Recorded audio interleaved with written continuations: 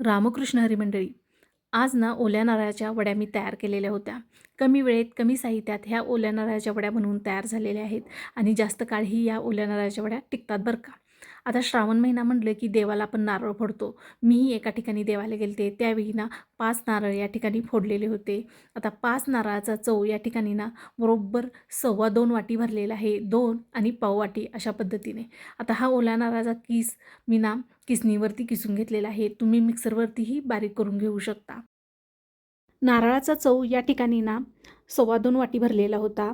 आता या ठिकाणी ना 1.25 वाटी साखर घालायची आहे. म्हणजे जेवढा नारळाचा चव घेतलेला आहे त्याच्या निम्मं आपल्याला साखर घालायची आहे. तुम्ही जर गोड कमी प्रमाणात खात असाल तर साखरेचे प्रमाण कमी करू शकता. अर्धी वाटी या ठिकाणी मिल्क पावडर घालून घ्यायची आहे.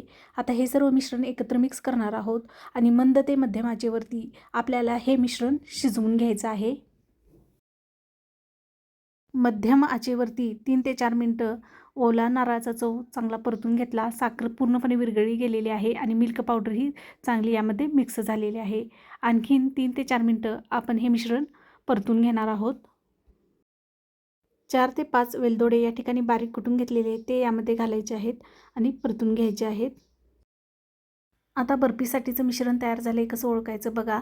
या ठिकाणी थोडंसं हातावरती मिश्रण घ्यायचं आहे. अगदी चिकट या ठिकाणी मिश्रण लागतं किंवा आपण उलटण या बर्फीमध्ये सेट करून घेणार आहोत.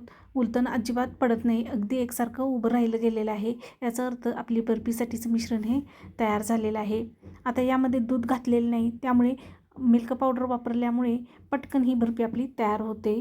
अगदी 10 मिनिटात ही बर्फी बनवून तयार झालेली आहे. बघा अशा पद्धतीने चिकट आपलं मिश्रण तयार झालं पाहिजे. आता बर्फी सेट करण्यासाठी मोठ्या परातीमध्ये तूप लावून घ्यायचं आहे आणि यावरती आपल्याला हे मिश्रण घालून घ्यायचं आहे.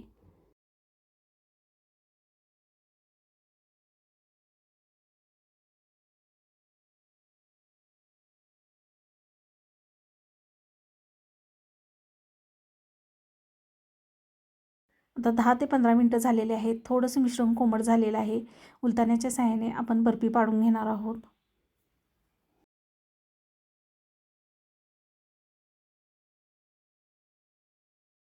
नारळाची बर्फी या ठिकाणी बनवून तयार झालेली आहे.